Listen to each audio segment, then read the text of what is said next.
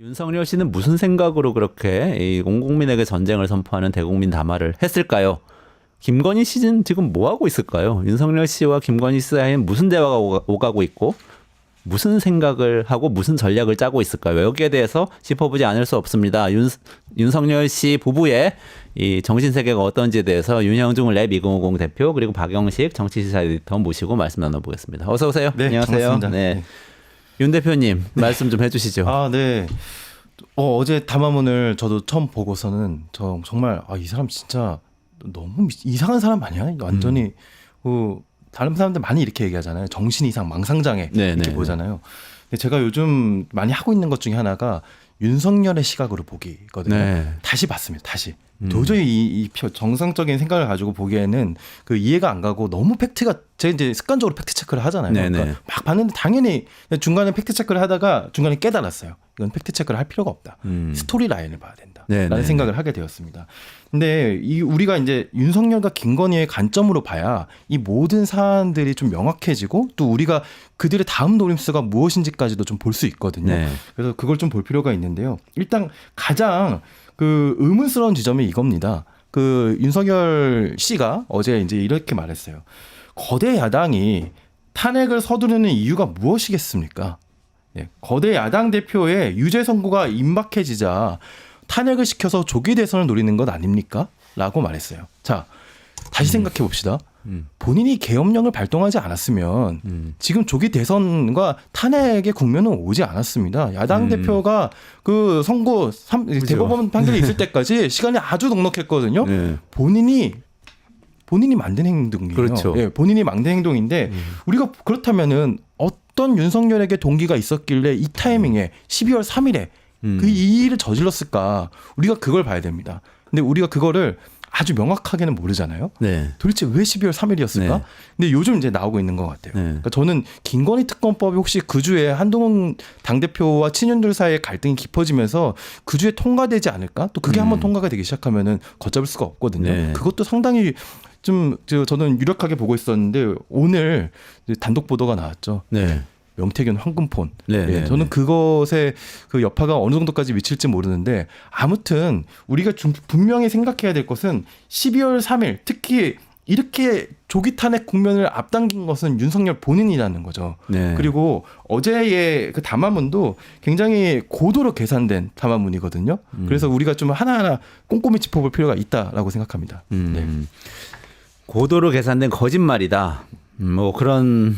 그러면 어떤 계산이 있었던 거예요? 그거를 좀 정리를 우리가 해주시죠. 한번 되짚어 봅시다. 지금 7일 담화를 윤석열 씨가 7일 담화를 발표했는데 7일의 담화를 발표할 때 한 3가지 정도가 담겼습니다. 본인의 그 임기 문제와 포함해서 국정 안정 방안을 당에 일임하겠다.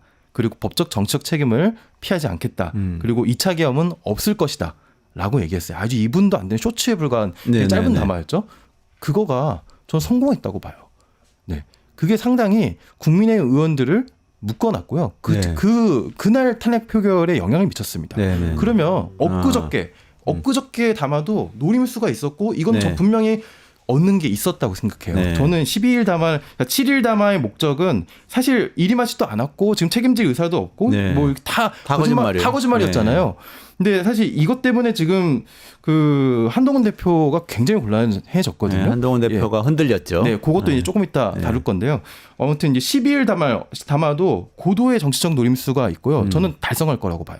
고도의 정치적 노림수가 뭐냐면은 이건 이미 본인이 내일 탄핵이 될 걸 알고 있어요.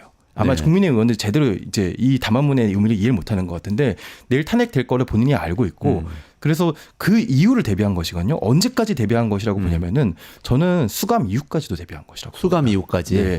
왜냐면은 수감이 일단 내란죄가 이건 저는 이제 탄핵 그 헌재 판결은 상당히 늦추는 시도를 할 것이라고 봅니다. 물론 야당 대표의 그런 재판이 걸려 있기 때문에 최대한 늦추는 시도를 180일까지 할 수 있잖아요. 최대한 늦추는 시도를 할 거라고 봅니다. 근데 그것으로 잘 되지 않을 거고 결국에 어제 했던 발언들의 사실관계 여부는 윤석열 본인도 알고 있어요. 예. 이게 아니라는 걸 알고 있는데 그거 중간중간에 어떤 포인트들이 상당히 의미 있는 포인트는 조금 이따 짚어드리고요. 12일 담화의 목적은 나중에 수감된 이후 이 사람의 수감되면은 다른 선택지가 없거든요.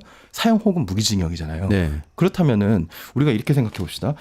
무기징역을 받았는데 계속 사회 한켠에서 광화문에서는 굉장히 가격한 시위가 벌어지고 폭동이 일어날 수도 있고 폭력 시위가 벌어집니다.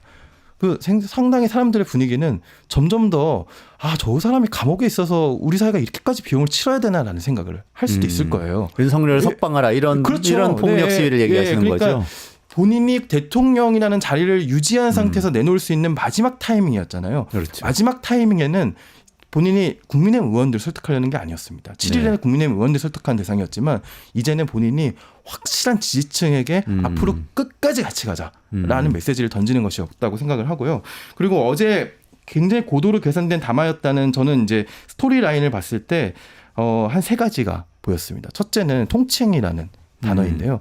통치행위라는 단어가 이게 그것으로 면책될 수 없다는 거는 수많은 전문가들이 이미 방금 전 방송에서 다 검증해 주셨어요. 제가 다시 할 필요는 없을 거라고 생각합니다. 그런데 이 통치행위라는 단어를 왜 썼냐면은 통치행위로 실질적으로 법원이 이상한 판결이나 아니면은 통치행위로 인정해서 면책했었던 판결이 있었습니다. 국민들의 뇌리에 남아있던 게 있었거든요. 네. 예를 들면은 성공한 쿠데타는 처벌할 수 없다. 나중에 뒤집히긴 했지만 그때 그 판결이 나온 적이 있었고요. 그리고 김대중 전 대통령께서 대북 송금을 했을 때 물론 성공한 쿠데타 얘기는 전두환 씨에 대한 그렇죠. 거죠. 네. 그 대북 송금을 했을 때 물론 그거 때문에 박지원 전 비서실장은 수감됐고 이제 죄를 이제 받았지만 처벌을 받았지만 당시 대북 송금의 대통령의 행위 자체는 처벌하지는 않았습니다. 그러니까 물론 이 사건과 그 사건은 굉장히 다르고 질적으로 아주 전혀 다른 질적으로 완전히 다르거든요. 네. 그리고 그렇기 때문에 이 통치행위라는 떡밥을 제공해 줌으로써 이것을 물 수 있는 여러 가지 스토리 라인들이 있다는 겁니다. 게다가 통치행위라는 것 자체가 사법적 판단의 대상이 아니다라는 굉장히 어떻게 보면 권위를 부여하는 것이잖아요. 네. 그걸 인정하고 싶어하는 것이고 또 이게 2시간짜리 내란이 어디 있습니까? 이게 기네스북에도 오른다는 거 아닙니까? 2시간 너무 짧아가지고. 근데 이제 2시간짜리 내란은 2시간짜리가 된 이유는 본인이 2시간짜리를 기획해서가 아니라 굉장히 방어를 했기 때문에 2시간 시민들이 막아서 거잖아요. 그런 거죠. 근데 사람들이 이런 심리가 있어요. 너 저 사람한테 어떤 폭력도 당할 뻔했고 저 사람이 나를 심각하게 위해하려고 그랬고 근데 만약에 그 사람이 피해가 아무것도 없었어요. 그럼 너 그래서 무슨 피해 입었는데?라고 물었을 때 내가 진짜 큰 피해를 입을 뻔했는데 정말 운이 좋아서 아니면 내가 잘 막아서 그렇게 아무 피해가 없었던 거라고 해도 결국 피해 없었잖아. 서로 이제 화해해. 그러니까 이런 사람들의 심리가 있거든요.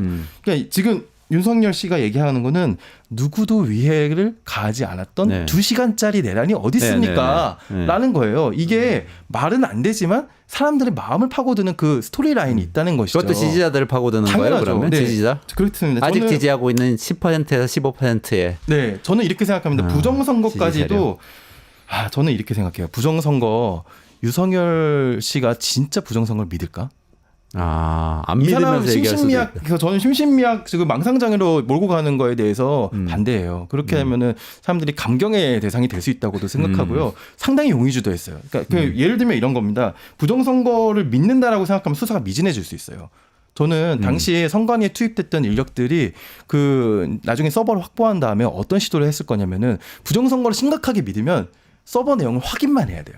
서버 내용을 확인했는데 아무 부정이 없었으면 어떻게 해요? 조작을 해야죠. 맞습니다. 네. 조작을 해야 돼요. 그렇다면 윤석열은 분명히 조작할 것까지도 준비해놨고 담당 인력들을 준비해놨을 겁니다. 저는 그렇게까지 생각을 하고 있어요. 그러니까 이거는 부정선거를 믿어서가 아니고 그 부정선거가 있었다는 것을 프로파간다로 알리기 위해서 맞습니다. 이 세상에는 음모론과 관련된 사람 두 가지가 있거든요. 음모론을 믿는 사람과 음모론을 이용하는 사람이 있습니다. 저는 윤석열은 음모론을 이용하는 사람 쪽에 부정선거를 만들려고 했다. 네, 물론 많은 사람들이 윤석열이 이상한 사람이고 멍청한 사람이고 막 이렇게 허술한 사람이라고 말하는 것에 희열감을 느끼는 거는 분명히 사실인데요.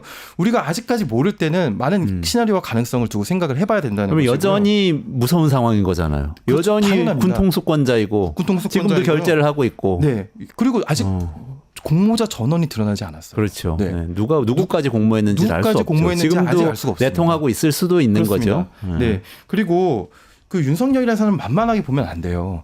그러니까 저도 계속 이상하게 봤는데 최근에는 계속 다르게 생각하고 있거든요. 그러니까 우리가 최순실 박근혜 사건에서도 경제 공동체라는 단어를 만들어냈습니다.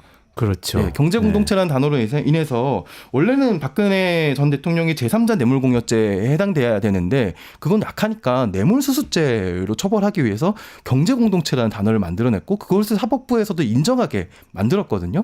물론 저는 윤석열이라는 사람이 아이디어가 많은 사람이라고 생각하지는 않아요. 제가 보기에는 아이디어가 많은 이제 3대 브레인이 있었는데 원래 3대 브레인 저는 한동훈, 김건희, 명태균이라고 생각하거든요. 네. 근데 한동훈, 명태균 2대 브레인이 사라졌어요. 근데 제가 보기에는 어저께 연설문과 최근의 행보를 봤을 때 김건희 이외의 브레인이 더 생긴 것 같아요. 아. 예. 그래서 윤석열은 이 언론사로 아까 치면은 우리 얘기 나눴던 네. 얘기잖아요. 네. 그렇죠? 외부에서 들어왔을 수 있다. 그러니까 이분 제가 그래서 연설 담당 비서관 찾아보니까 최진웅 씨라고 네. 박근혜 때 마지막 연설 담당 비서관이었던 네. 사람이고 또 정호성 비서관도 여전히 그 박근혜 문고리 마지막 3인방에 비서관. 들어가 네. 있는데 이분들은 아닌 것 같고 누군가 있어요.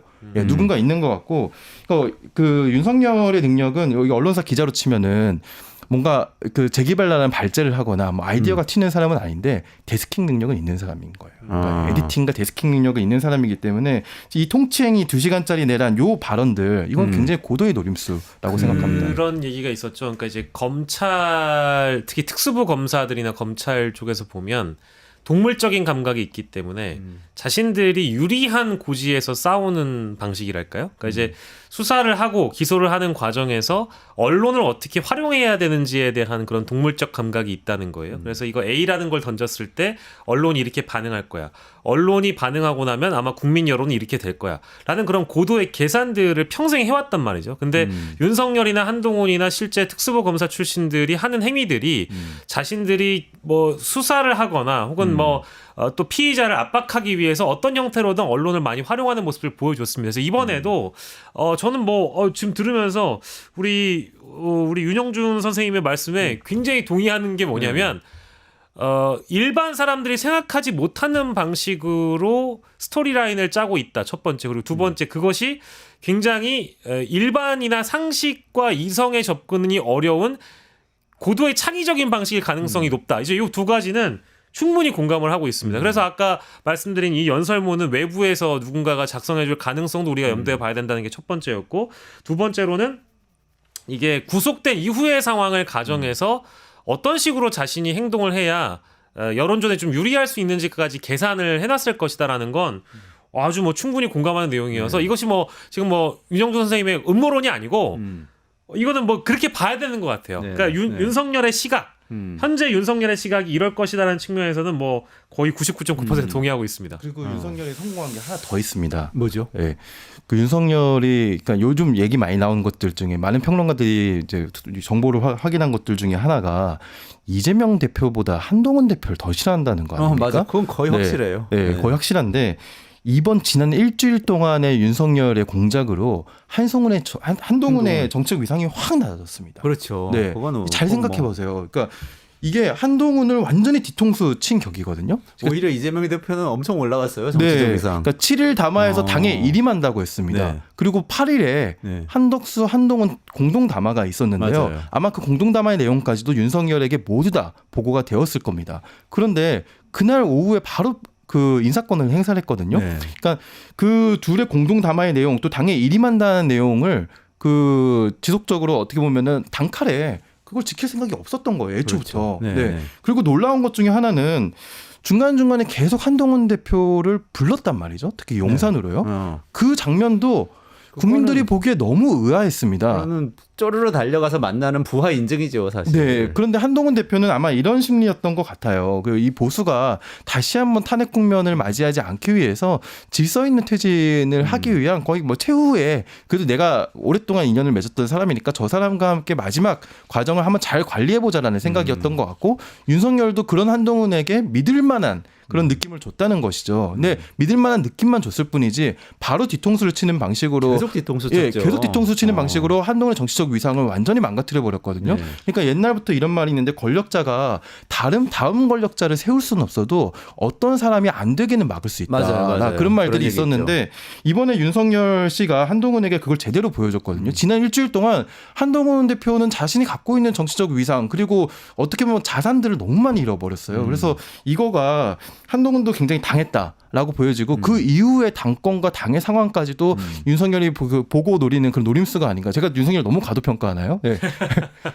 아니요, 저는 충분히 일리가 있는 것 같은데 어떻게 보셨어요? 아니요, 근데 정말 그 맞는 말씀인 게 이게 뭐 도박에 가까운 시도라고 보여지잖아요. 아까 저희가 앞에서 다뤘던 헌재에서 본인이 개인 변론을 한다는 거, 그리고 이제 다소 황당한 일반의 관점으로 봤을 때는 이 대국민 담화 자체가 너무 황당무계한 그런 담화이기 때문에 이거 왜 했을까라는 생각을 다들 하실 텐데 지금 이제 말씀 들어보면은 그의 시각으로 봤을 때는 이 방법이 유일하거나 이 방법이 아주 적확한 대처라고 판단할 수밖에 없다라는 그런 생각이 일단 좀 첫 번째로 들었고, 두 번째는 아까 말씀드렸던 대로 검사의 DNA가 다시 발현돼서 이 판을 뒤집을 수 있는 방법을 여러 측면에서 고안을 한 것 같긴 합니다. 그러니까 이제 뭐 계엄에 대한 규정이라든지 그리고 앞으로 어떤 변론에 쓰일 만한 자기 변명에 쓰일 만한 여러 수단과 장치들을 이미 담화를 통해 마련해 놓은 것으로 보이긴 하거든요.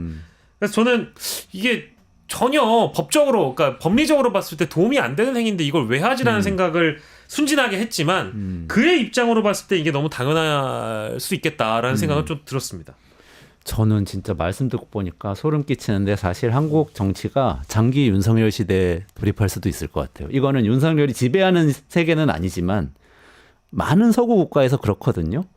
망상을 믿고 뭐 선거에 지면 다 부정선거고 여론조사는 조작됐고 그리고 이 리더들은 다 간첩이고 이렇게 믿고 있는 사람이 한 사회에서 한 10%에서 15%가 장기적으로 존재하면서 계속해서 극단적인 주장을 하고 계속 폭력적인 행동을 하다가 어떤 순간이 되면 그들이 정권을 탈취하는 꿈을 꾸고 있는 그런 사회를 획책하고 있는 게 아닌가 이런 생각까지 들어서 이거 그러니까, 초기에 소멸시키지 않으면 큰일 나겠다 이런 생각이 들어요. 그러니까 이제 괴벨스가 이제 그런 얘기 했잖아요. 그러니까 이제 나한테 일부의 사실만 갖고 오면 뭐 이제 거짓도 사실로 만들어주겠다 이제 이런 유사한 표현을 했던 걸로 기억이 나는데 지금 저 황당무계한 주장에도 일부 사실관계들이 들어가 있을 수 있습니다. 그러니까 이제 100이 거짓인데 그 중에 한 1, 2%의 사실을 섞어서 그 마치 사실로 만드는 그런 방식의 선동이라는 게 굉장히 뭔가 사람들의 말초신경을 건드리는 게 분명히 있어요. 특히 극단적인 주장이라든지 음모론에 젖어 있는 분들에게는 저 윤석열의 방식이라는 게 굉장히 뭐랄까 몰입하게 만드는 그런 선동의 방식이거든요. 그래서 만약에 지금 저 방식이 먹혀 들어간다면 아마 대한민국의 주류 보수라는 집단이 아까 제가 말씀드렸던 대로 국민의힘이 분당되고 영남 주류가 우경화되는 그런 방향으로 나아갈 거라는 예상을 드렸잖아요. 이제 그런 방식으로 대한민국 정계 개편이 극우적인 방향으로 지금의 보수는 훨씬 더 오른쪽으로 갈 수밖에 없는 생태계가 된다고 하면 아까 우리 선생님께서 말씀해 주신 대로 정치 전반에 윤석열은 이미 구속돼 있거나 윤석열은 사라졌지만 윤석열이 남아있는 윤석열의 잔재가 우리 오른쪽 정치를 지배하는 방식으로 나아갈 수 있다는 거죠. 그럴 수 있겠네. 지금 많은 분들 뭐 나나님, 비켜비켜님, 클라라님 정말 정확한 분석이라고 얘기를 하고 계세요. 그러면 우리 지금 어떻게 해야 되는지 말씀 좀 해주시고 정리를 좀 해야. 제가 원래 정책을 다루는 사람입니다. 네. 지금 요새 정책과는 너무 관련 없는 얘기를 했지만 관련이 있습니다. 정말 관련이 있고요. 왜 관련이 있냐면 다시 정책과 사회의 분석으로 좀 들어갈 수 있는데요. 지금 전 세계적으로 극우가 부상하고 있잖아요. 윤석열은 지금 올라가는 추세에 베팅을 하고 있는 것입니다. 왜냐하면은 지금 왜 극우가 부상하고 있냐? 극우가 전 세계적으로 왜 부상하고 있느냐?